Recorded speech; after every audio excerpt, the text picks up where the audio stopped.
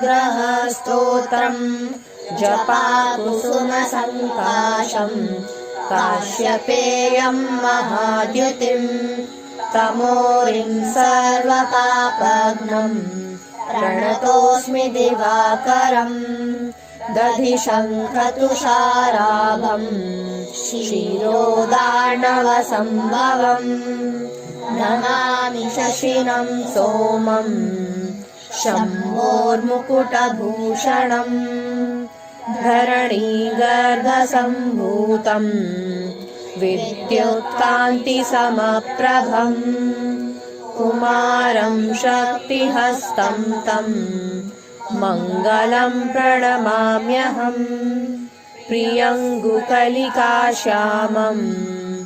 रूपेण प्रतिमं बुधम् सौम्यं सौम्यगुणोपेतम् तं बुधं प्रणमाम्यहम् देवानां च ऋषीणां च गुरुं काञ्चनसन्निभम् बुद्धिभूतं त्रिलोकेशम् तं नमामि बृहस्पतिम् हिमकुण्डमृणालाभम् दैत्यानां परमं गुरुम् सर्वशास्त्रप्रवक्तारम् भार्गवं प्रणमाम्यहम् नीलाञ्जलसमाभासम् रविपुत्रं यमाग्रजम् छायामार्ताण्डसम्भूतम्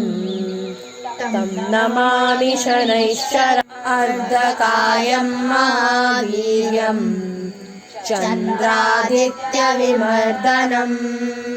सिंहिकागर्भसम्भूतम् तं राहुं प्रणमाम्यहम्